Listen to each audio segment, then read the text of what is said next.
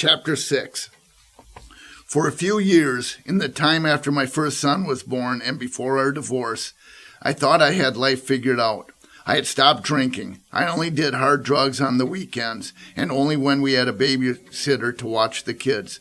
I had a good job and became well known around town. In Matthew chapter 7, verses 24-29, Jesus tells a story about a wise man who builds his house on a rock.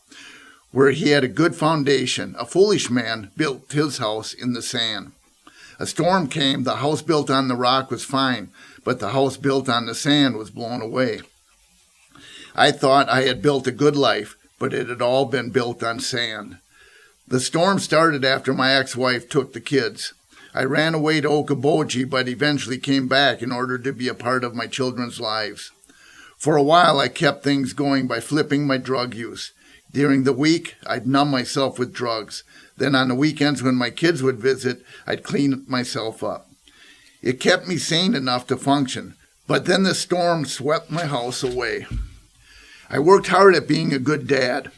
I made sure to fill my home with love and warmth. Still, the other 5 days a week, my kids' heads were filled with negative messages about me. They started showing up less and less on the weekends. Finally, they stopped showing up at all. With them gone, I had nothing. I had built my life on the wrong foundation, and it cost me everything. I walked around in constant pain. I numbed myself with whatever I could find. It was bad, but it got a lot worse when a young man in a darkened garage introduced me to a methamphetamine called red phosphorus fluff. I took it greedily. It was so pure, so clean. It rushed through my bloodstream and left me feeling strong, like I could take on the whole world by myself. The effect on my life was immediate. I stopped working for the first time since I was 17. Instead, I stayed home to cook and sell red phosphorus fluff out of my garage. I started running with a motorcycle gang and hanging with strippers and drug dealers. I leapt headfirst into the darkness. I'd get high and stay up for 3 or 4 days at a time. I carried pistols wherever I went. I was a dangerous person because I didn't care about anything. I'd always had a temper. If I got hurt emotionally, my instinct had always been to hurt somebody else because it made me feel better for a little while. But now, as a full-time drug dealer, violence became my life. I'd start every day in my garage cooking meth. In the afternoon, I'd distribute it and collect the money. At night, I'd dump the cash into a casino. My house was filled with addicts who would do anything for a fix. I had power and abused that power, but none of it meant anything to me. I was cut off from my kids. I ended any real friendships. I shattered my relationships with my parents and siblings. My life became hell. I didn't care about anything.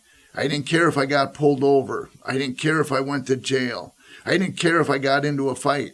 Nobody could hurt me because inside I was already dead. My attitude told everyone, if you mess with me, I would kill you. But deep down, I knew that wasn't who I truly was.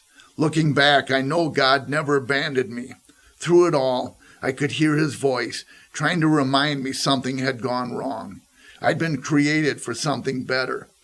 It made me tired. One night I stood in my backyard tending the chemical fire. I had a lot of material to burn because the police had been searching my garbage.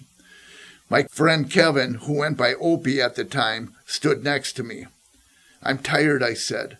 I'm tired of living like this. I want out. Opie laughed and poked at the fire. Dennis, men like you and me, we don't get out, he laughed again. We die. There was no point in arguing. He was right.